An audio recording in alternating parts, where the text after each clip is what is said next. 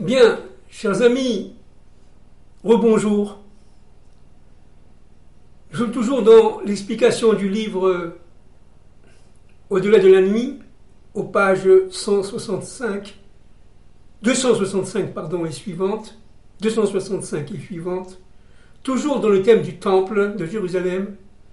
Et tout à l'heure, j'avais indiqué l'importance de Joseph Hatzadik dans l'édification du temple. Vous savez que nos maîtres disent que la faute du veau d'or a été une altération du visage de Joseph.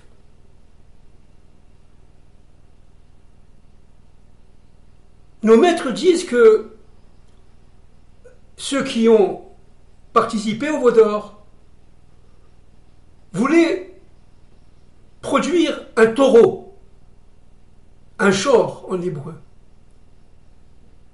Et vous savez que le taureau, c'est un animal puissant, un animal travailleur, qui permet tout simplement de participer à la production agricole. Ce qu'ont voulu, si vous voulez, avec ce veau d'or, c'est de dire, en fait, à Dieu, nous allons rentrer dans la terre d'Israël, nous voulons tout simplement un shor, un taureau, pour pouvoir tout simplement travailler. Et nous acceptons de passer du monde du soleil, personnalisé, si vous voulez, symboliquement par Moïse, au monde de la lune, personnalisé par Josué, Yeshua bin Nun. Et le monde du soleil, c'est un monde qui reflète pleinement la lumière et qui la reproduit, qui la transmet, Moïse. On parle de Aspaklaria chez les kabbalistes. Mais tandis que la lumière de la lune, elle reçoit du soleil, mais elle est, si vous voulez, figée. Elle ne transmet pas grand-chose, parce qu'elle est voilée. La lune, par rapport au soleil, est un astre voilé. Un astre, si vous voulez, en toute humilité. Et l'astre de la lune est un astre qui va permettre, si vous voulez, la faisabilité dans ce monde. C'est pour ça que Moïse a donné une petite partie de sa névoie, de sa prophétie, de ses capacités d'âme à Josué sous les ordres de Dieu. Josué n'avait pas la même capacité d'âme et de prophétie que Moïse. Josué étant le successeur de Moïse, bien entendu. Mais Josué lui-même avait besoin d'une capacité de réalisation. Moïse était masculin, Josué était féminin. Le soleil est d'origine, si vous voulez, symboliquement, bien entendu, masculine, et la lune est symboliquement féminine. La lune est liée directement à la malchoute, à la féminité, à ce qu'on appelle la Knesset Israël, est liée directement à la présence divine sous la forme de la Shrina, c'est-à-dire véritablement son principe féminin. Eh bien, ce taureau, qui est le symbole de Joseph, a été, si vous voulez, quelque peu, pas détruit, mais quelque part désacralisé. Qui est Joseph? Par la faute du veau d'or, bien sûr. Qui est Joseph? Alors en un mot, par rapport au temple, c'est très important. On sait que le premier temple, qui a été détruit par Nabuchodonosor, qui a été construit par le roi Shlomo, Salomon, fils de David, et qui a duré plus de 430 ans, le premier temple était masculin. Il était masculin. Très, très, très élevé. Mais rien à voir avec le temple que voulait donner Dieu, on l'a dit tout à l'heure, lors de la sortie d'Égypte. Rien à voir avec le troisième temple. Mais il était quand même très élevé. Le second temple, moins élevé que le premier, a été établi par Ezra et Néhémia au temps de la Perse. Et il était, si vous voulez, féminin. Son travail était de réaliser.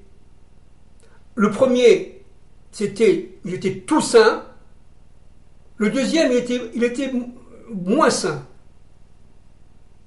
Et le troisième, alors, sera l'ensemble des deux. Le couple. Et ce couple-là, on y reviendra tout à l'heure, Bezrat Hashem, s'appelle Tiferet. Le troisième temple est lié aux forces de Jacob. Le premier est lié aux forces d'Abraham, le Chesed. Le deuxième étant lié aux forces de Yitzhak, la Gvura. Et le troisième temple sera lié aux forces de Jacob, Tiferet. Qu'est-ce que c'est que Tiferet? On le sait, on l'a déjà dit de nombreuses fois, tous nos maîtres le disent, notamment le Maharal de Prague, dans son livre Tiferet Israël, c'est l'union des contraires, l'union des diversités. Tiferet, c'est le troisième temple. Or, on sait que Jacob porte en lui le Hémet. C'est-à-dire que le troisième temple porte en lui le Hémet, mal traduit par vérité. Maintenant, regardons un peu ce qui se passe. D'abord, dans le mot Hémet, suivez-moi bien, c'est très important. Nous avons le Aleph, le Mem et le Tav. Du Aleph au Tav, vous voyez, en passant par la lettre du milieu qui est le Mem. Du Aleph au Tav, c'est tout l'alphabet hébraïque, c'est-à-dire toute l'histoire humaine. Toute l'histoire humaine est composée dans le mot Hémet, vérité. C'est ce qu'on doit chercher dans notre vie. On ne doit pas chercher l'argent et tout le reste. On doit chercher le Hémet. Parce que seul le Hémet porte tout simplement la grandeur du plan de Dieu. Le troisième temple est lié au Hémet. Or, regardons bien. Dans le mot Hémet, vous avez le Aleph, qui est l'unité, mais vous avez aussi le mot Met, la mort. C'est-à-dire que pour atteindre l'unité, il faut passer par la mort. C'est absolument incroyable. Alors, qu'est-ce que c'est que la mort? Alors, je vais essayer d'expliquer cela d'une manière extrêmement simple, le plus simple possible, en quelques secondes. La mort, c'est lié tout simplement à la division. C'est lié à la faute, mais attention, la faute a été, bien entendu, dans ce cadre-là, voulue par Dieu, la faute d'Adam Arishon. Elle est intégrée complètement dans le plan directeur divin. C'est-à-dire qu'en fin de compte, Adam et Ève ont été, pour Dieu, dans le plan divin, programmés à fauter. Et tout a été programmé. La faute fait partie de la volonté divine. C'est-à-dire que, véritablement, et c'est très important ce qu'on dit là, l'homme se croit libre, il est libre, il a le libre arbitre au niveau certainement des secondes tables de la loi, au niveau de l'arbre de la connaissance du bien et du mal, mais en fait, dans le plan caché de Dieu, dans ce fameux troisième temple où il y aura le Hémet, alors à partir de ce moment-là, on verra que en fait la faute a été elle aussi programmée. C'est-à-dire qu'en fin de compte, tout est pour le bien. Cherche dans ce que tu as fait de mal, et tu vas voir il y a une leçon à retirer. Il y a un mot d'ordre de Dieu. Il y a un clin d'œil d'Hachem. Il y a, si vous voulez, un code à décodifier, à comprendre. Il y a un symbole à comprendre. Tout est pour le bien. La mort n'est pas une fatalité. Et ça, Joseph l'a vu. Quand on a enterré Jacob, Jacob est le seul avec son fils Joseph pour lesquels la Torah n'a pas écrit Met. On dit que Jacob a expiré. Mais on n'a pas dit que Jacob était mort. On dit que tous les autres, on dit qu'ils sont morts. Y compris Moshe. Jacob est éternel. L'Omet, il n'est pas mort. Et ça, Joseph, qui lui aussi n'est pas mort, l'a vu. Alors vous allez me dire, mais attendez, dans la Torah, Parashat Vayechi, on a embaumé Jacob, on l'a enterré en terre d'Israël, on en parle de cela. Oui, mais ça, c'est la vision des frères de Joseph. C'est vrai, mais c'est une question de vision. C'est une question de vision. Dans le Hémet, on peut, par exemple, traverser cette table sans aucun problème. Alors c'est une table, c'est du solide, c'est du bois, c'est du sapin, c'est du pain. Comment on peut transverser? Ben oui, 99%, pour ne pas dire plus, de la matière, c'est du vide, disent nos scientifiques. Et le vide, on peut le transpercer. Quelqu'un qui meurt de ce monde, qui va dans les autres mondes, n'a aucun problème avec la distance et avec l'espace et avec la matière. Il peut traverser ce mur sans aucun problème. Il peut passer directement de Tel Aviv à Jérusalem, de Jérusalem à New York, et de New York à Philadelphie, de Philadelphie à Paris, en quelques secondes. On a dépassé le temps de l'espace. Vous comprenez? C'est-à-dire qu'en fin de compte, ça, seulement Joseph l'a vu. Les frères ne le voyaient pas. C'est pour ça qu'ils jalousaient Joseph. C'est pas qu'ils sont petits. Les frères étaient très grands, les frères étaient très saints, mais leur vision d'âme ne leur permettait pas de rentrer complètement dans le Pardès. Ce couple, Joseph-Jacob, est unique et lié directement au troisième temple.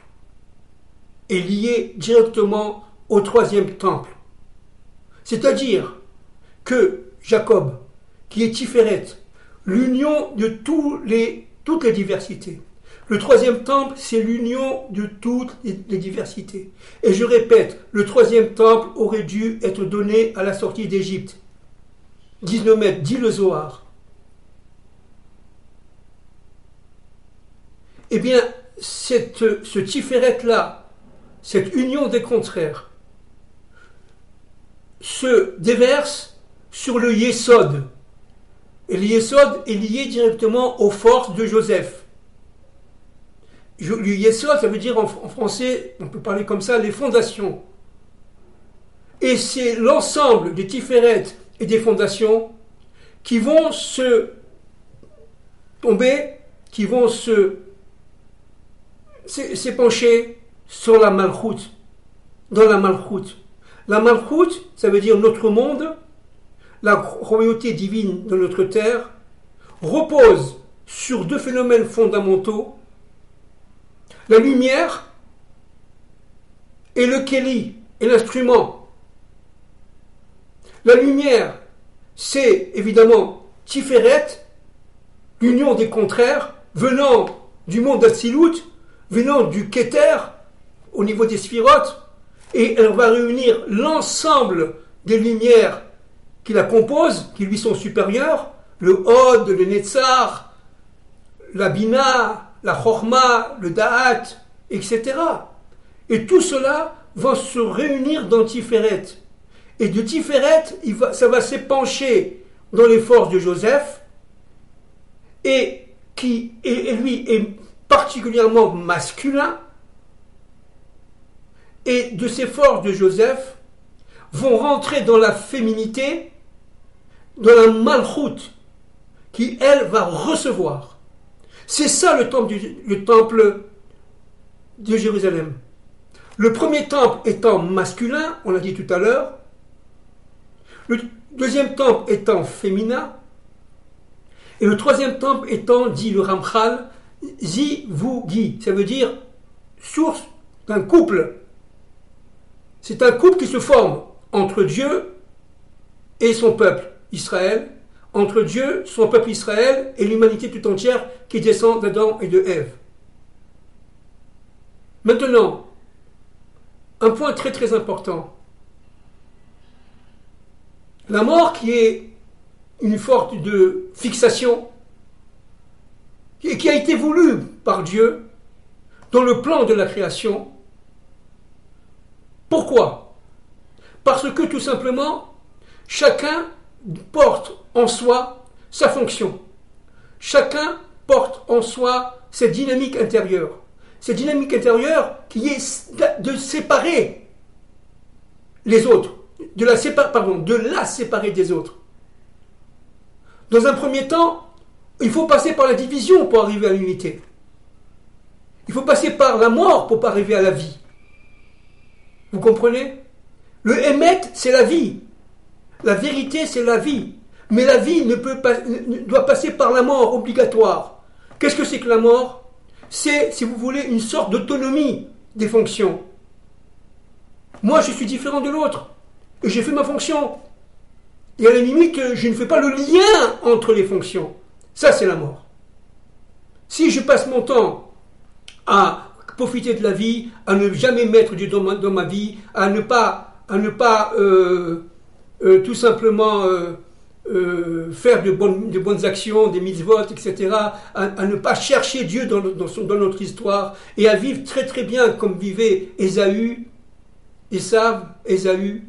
comme vit aujourd'hui l'Occident, on peut très très bien vivre, eh bien ça c'est la mort. Pourquoi ? Parce que le plan de Dieu caché, qui est la vie, et le plan humain, qui s'est détaché du plan de Dieu, provoque la mort. Et Dieu a voulu qu'il y ait la séparation des deux arbres. Donc la faute d'Adam Rishon, en fait, a été voulue par Dieu, on l'a dit tout à l'heure. Alors vous allez me dire, mais il n'y a pas de libre arbitre si tout est programmé. Alors c'est une grande question. Les maîtres disent qu'évidemment, il y a le libre arbitre. Tout le judaïsme en exil repose sur le libre arbitre. Oui, il y a le libre arbitre, bien sûr, mais au niveau des supportables de la loi, au niveau de l'arbre de la connaissance du bien et du mal. Tout le Talmud, toute la Torah écrite comme orale est juste, à 100% juste. Tout ce que disent les Rachamim, dans les halachot, dans les lois, etc., c'est juste. Mais avec la fin des temps, avec le troisième temple, on s'aperçoit qu'en fin de compte, tout cela était intégré dans un plan, et dans ce plan-là, dans l'arbre de vie, il n'y a pas de libre arbitre. Tout est organisé. Alors je sais que le Rambam dit que c'est vrai qu'il n'y a pas de libre arbitre au niveau environnemental, au niveau collectif, mais qu'il y a absolument un libre arbitre au niveau individuel. L'homme individuellement est parfaitement libre, dit le Rambam. Il a raison, mais c'est au niveau des secondes tables de la loi. Au niveau des premières, voilà pourquoi tu as épousé cette femme. Voilà pourquoi tu as épousé cet homme. Voilà pourquoi tu as eu cet enfant qui s'appelle comme ça. Voilà pourquoi tu as eu cette maladie. Et tout ça était prévu depuis Bereshit. Mais caché, insoupçonné, absolument insoupçonné. Or, je ne sais pas si on s'en rend compte, le 17 Tammuz, c'était un temps voulu par Dieu pour nous donner les premières tables de la loi. Ça veut dire pour nous donner carrément l'acte d'alliance avec lui. Et de comprendre exactement où on est, où on va, mais exactement, à la seconde par seconde. Et où on navigue. Seconde par seconde. C'est fou ce qui s'est passé. Pour en revenir à Joseph, le couple Joseph-Jacob était un couple fondamental, absolument phénoménal, unique, parce qu'ils rentraient tous les deux dans le Pardès. Et Joseph savait, seulement Joseph savait que Jacob n'était pas mort. Alors qu'est-ce que c'est que le Hémet? Maintenant vous comprenez. C'est toutes les diversités qu'il faut remettre en phase unitaire, qu'il faut réunifier, arriver à l'unité, arriver au Aleph. Et Met. Ça, c'est le troisième temple. Le troisième temple nous donnera la capacité, la possibilité de rentrer, nous, chacun à son niveau, comme voulait Dieu à la sortie d'Égypte, ça ne s'est pas fait. Comme Dieu voulait Dieu au 17 Tammuz, ça ne s'est pas fait. Eh bien, ça se fera, Bezrat Hashem, à la fin des temps de l'histoire, avec le troisième temple. Alors, qu'est-ce que c'est que le troisième temple? Le troisième temple, c'est d'abord, avant tout, l'union des deux premiers. Le deuxième, sont intégrés au troisième. Le Zohar le dit. Ce qu'on va recevoir, c'est en fin de compte, avec le troisième temple, 4 temples intégrés l'un dans l'autre. 4 temples intégrés l'un dans l'autre. Ça, c'est un ridouche. C'est écrit dans le Zohar de manière très cachée, bien entendu. Le premier temple, masculin, rayonnant par la pensée du temps d'Abraham, symbolisé par les forces d'Abraham, temple de lumière. Deuxième temple, symbolisé par les forces d'Israël, extériorisation du premier temple. Le troisième temple, les deux sont intégrés dans lui, et lui va faire l'union de ce couple, Adam et Ève, des premières tables de la loi et des deuxièmes tables de la loi. Et il va recevoir, en fait, la lumière du quatrième temple. Alors il est où ce quatrième temple? Il est en haut. Il est en haut. Plus on construit le troisième temple dans ce monde, regardez l'action humaine comme elle est fondamentale, plus on construit notre action dans ce monde, et plus le temple d'en haut se construit. Le Zohar dit que Akadosh Baruch Hu ne rentrera pas dans le monde d'en haut, dans le temple d'en haut, lorsque le temple d'en bas ne sera pas pleinement reconstruit.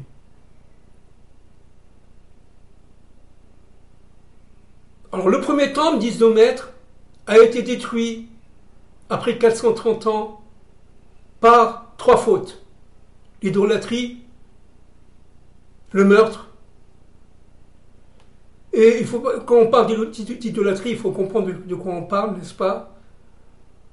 Le meurtre et l'immoralité sexuelle. Le second temple a été détruit par,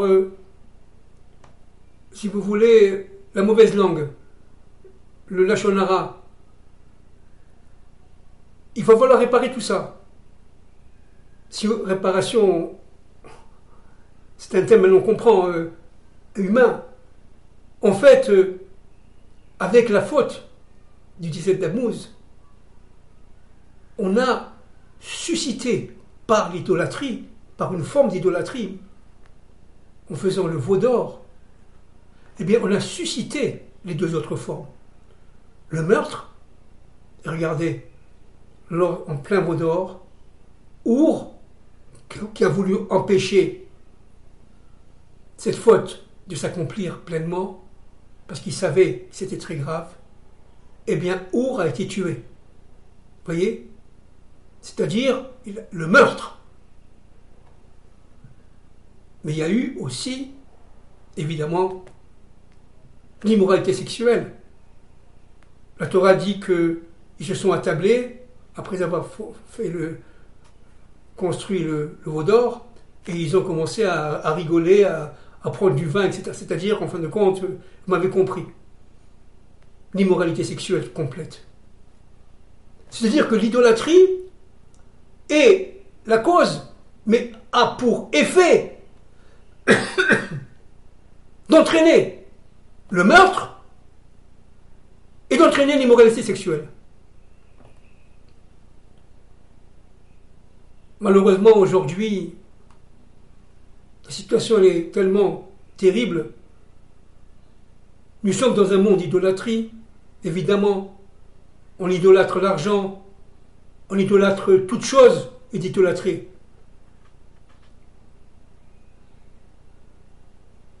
Les vacances, tout est idolâtré. Manger un bon repas, qu'est-ce que c'est que l'idolâtrie? C'est tout simplement vivre sans Dieu. Vivre sans Dieu. Si on exagère, on va jusqu'au bout, on exagère un peu l'analyse. C'est vivre sans Dieu. Et qu'est-ce que c'est que le troisième temple? C'est, mais voilà pourquoi j'ai mangé ce repas. J'ai compris pourquoi je dois manger ce repas. Mais ce repas, il s'appelle comme ci, il s'appelle comme ça. Mais voilà pourquoi. Ce nom du repas correspond à un rêve que j'ai fait il y a 2 semaines. Oh, mais j'ai compris, Hachem, comme tu es grand. J'ai compris ce qui se passe. Donc maintenant, il va falloir pourquoi. Voilà pourquoi je suis rentré dans ce restaurant. Mais qui fait ça aujourd'hui? Qui a la capacité de faire ça aujourd'hui? Personne. Pourquoi? Parce que nous sommes en exil. Parce que nous sommes encore sous le temps de, entre guillemets, je dis bien entre guillemets, la faute. Mais au temps du Messie, fils de Joseph, et du Messie, fils de David, eh bien, il va y avoir véritablement la réparation de la faute. Et cette réparation de la faute verra que nous sommes entrés, comme Dieu voulait à la sortie d'Égypte, comme Dieu voulait le 17 Tammuz, nous sommes entrés dans le Pardès, chacun à son niveau, bien entendu. Chacun à son niveau. Maintenant, le 9 Av. Alors le 9 Av, c'est une date terrible. Ce que Dieu a, disons, pardonné le 17 Tammuz, c'est vrai qu'il y a eu 3000 tués, etc. Bon, bien sûr, le veau d'or, il a pardonné la faute du veau d'or, quoique de génération en génération, on en subit encore les conséquences jusqu'à l'arrivée du Mashiach ben David, si Dieu veut, de nos jours. Mais le 9 Av, ça a été plus terrible. Là, Dieu n'a pas pardonné. Dieu n'a pas pardonné. Pourquoi? Parce que là, c'était lié à la terre d'Israël. C'était lié à la terre d'Israël. Le veau d'or a été fait dans le désert. Mais là, on était sur le point de rentrer en Eretz Israël et sur le point de réaliser la volonté divine. Et vous savez, ceux qui m'écoutent, que la terre d'Israël est une terre extrêmement spéciale qui provoque la prophétie si les conditions sont réunies. Elle est formée de points cosmiques, on le sait, on l'a déjà dit 10 fois. Et chaque point cosmique représente une étincelle d'Adam Rishon. Il n'y a pas plus universel que la terre d'Israël. C'est pour ça qu'elle est jalousée par tout le monde. Jérusalem, c'est la capitale de l'universel, mais avec son Dieu. Et avec, évidemment, le peuple intercesseur, Israël. Condition absolue. Les maîtres des secrets, le Zohar, dit que, en fait, ce qui va entourer les murailles de Jérusalem au temps du troisième temple sera un mur de feu qui descendra. Un mur de feu qui descendra. Parce que la plupart de nos maîtres, que ce soit le Harizal, que ce soit Rashi, à part le Rambam, disent que le troisième temple descendra du ciel, tout construit. Il n'y aura pas du tout de travail humain. Il sera construit, il viendra en son temps, il sera tout lumière, tout feu si vous voulez. Bon, évidemment, c'est un langage métaphorique, codé. Il sera tout feu, il descendra du ciel. Et évidemment, ce qui est aujourd'hui à sa place sera par le ciel, par la volonté du Créateur, sera détruit. Un feu du ciel va tomber. Et Jérusalem sera entourée d'une muraille de feu. Le Harizal en parle, bien entendu. Et donc, il faut bien comprendre que cette muraille de feu rend Jérusalem infranchissable, incontournable, éternel. Le troisième temple est éternel. Il ne sera plus jamais détruit. Nos prophètes sont tous persuadés. En premier, Ézéchiel. Le premier temple a été détruit parce qu'il était tout simplement éphémère. Le roi Salomon, dit le Zohar, il savait d'ailleurs qu'il était éphémère. Il savait. Pourquoi? Parce que tout simplement, il n'était pas intégré dans un couple. Il était célibataire, si vous voulez. C'était un temps de l'histoire.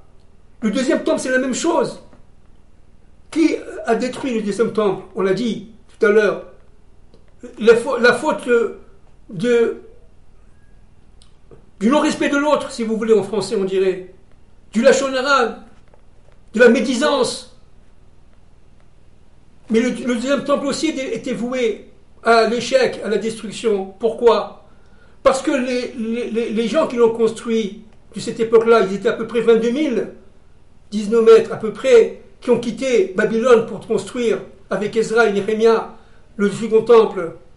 Beaucoup n'étaient pas des juifs, c'était des gens qui étaient très assimilés, très, si vous voulez, assimilés aux non-juifs.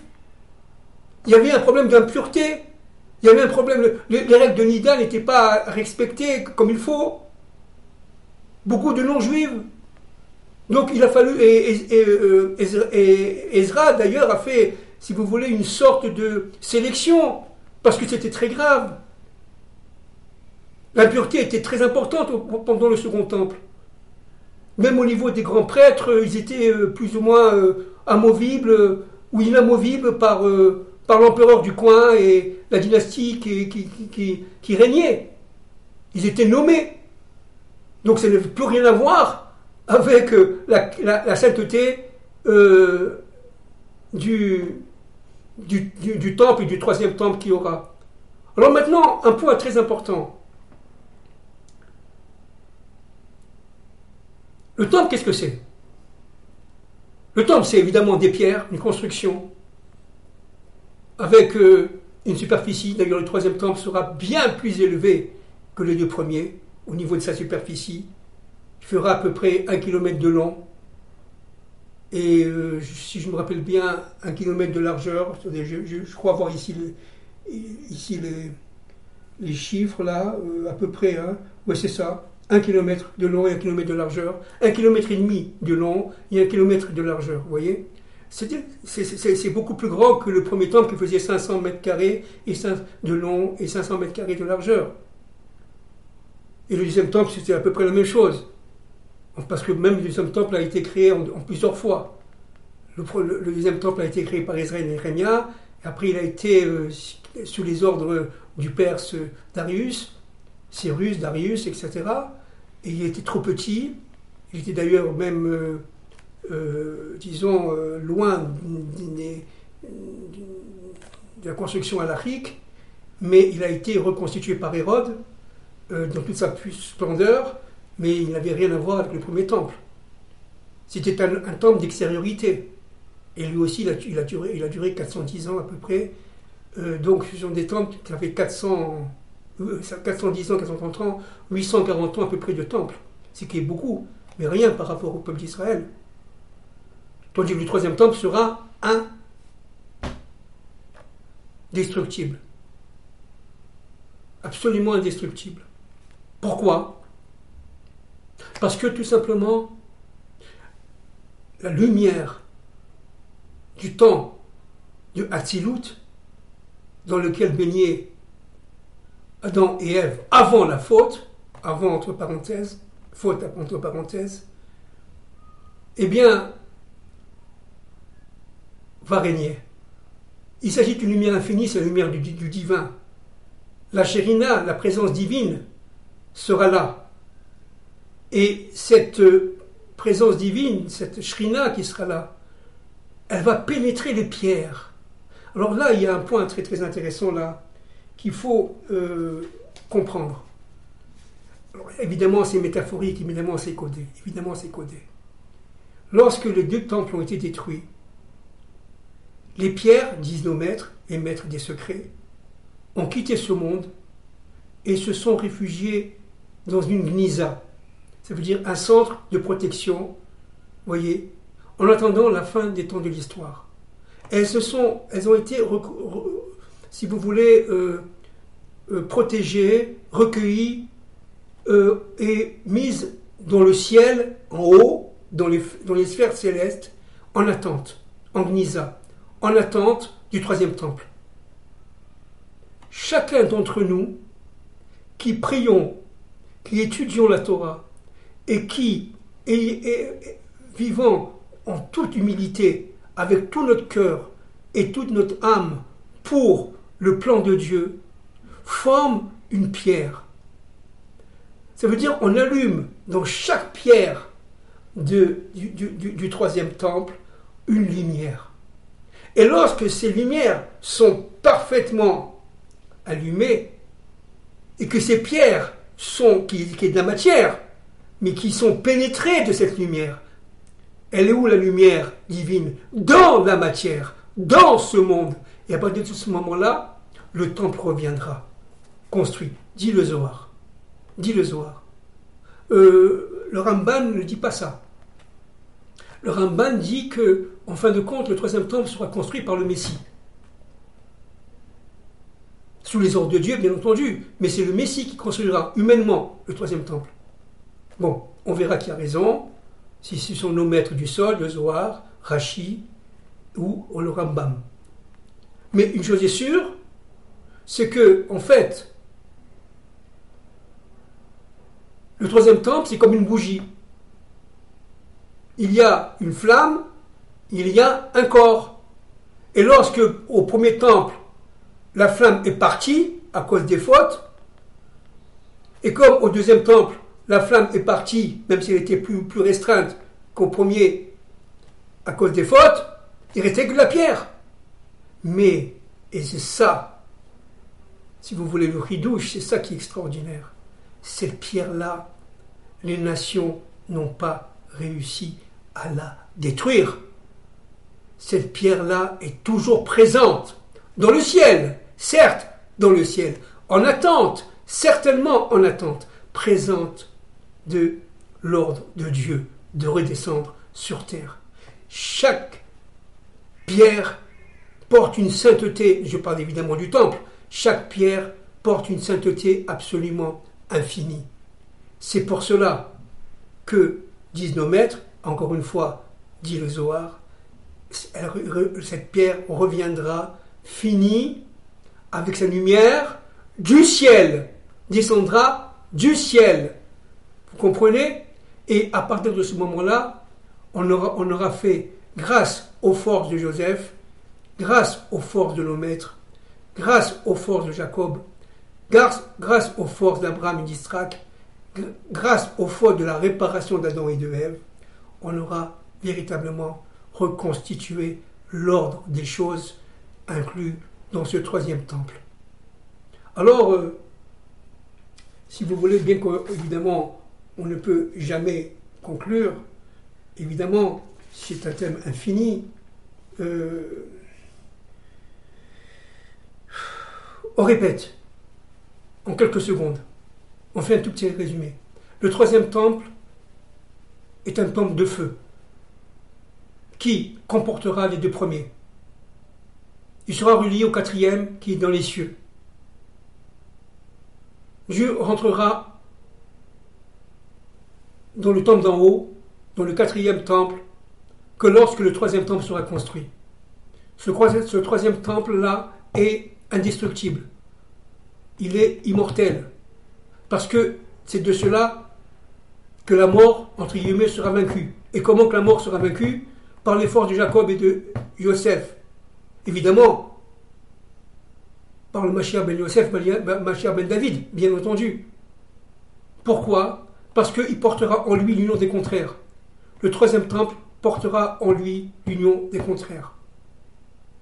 Autre point très important, il sera à Jérusalem, et à Jérusalem seulement, au mont du temple, au mont du temple. C'est ce qui est dit d'ailleurs dans le Shir HaShirim. Regardez, dans le Shir HaShirim, n'est-ce pas? Je l'ai devant moi, je l'ai préparé, je l'ai dit en français. Alors, Shir HaShirim, c'est le shir qui a été entonné par Myriam et les femmes libérées sous l'ordre de Moïse lors de la sortie d'Égypte, le 7e jour, n'est-ce pas, de la sortie d'Égypte. 7e jour de Pessah, lorsque la mer s'est ouverte, lorsqu'il y a eu l'ouverture de la mer. Alors regardez, je le dis en français. Jusqu'à ce qu'il a passé ce peuple que tu as acquis. D'accord?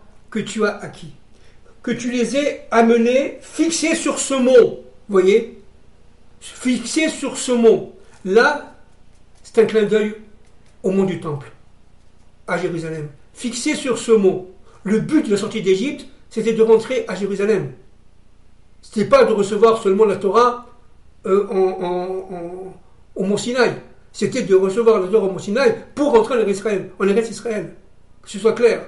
Et pour ce mont, ton domaine, regardez, ton domaine, résidence que tu t'es réservé. Résidence, ça veut dire le 3e temple, le 1er, 2e, 3e temple, que tu t'es réservé. Sanctuaire, ô mon Dieu, préparé par tes mains. Vous voyez? Ça ne peut pas être plus clair. Qui c'est qui a été préparé, le 3e temple? Par les mains de Dieu. Le premier temple a été créé sous les ordres de Dieu, bien sûr, par les hommes. Le second temple aussi par les hommes. Mais le 3e temple est créé par Dieu et Dieu seul. Uniquement. Dieu étant le maître de l'histoire, il va se révéler dans sa maison qu'il a construite lui seul. Mais à condition que nous, ici, nous avons réuni l'ensemble des étincelles qui nous composent.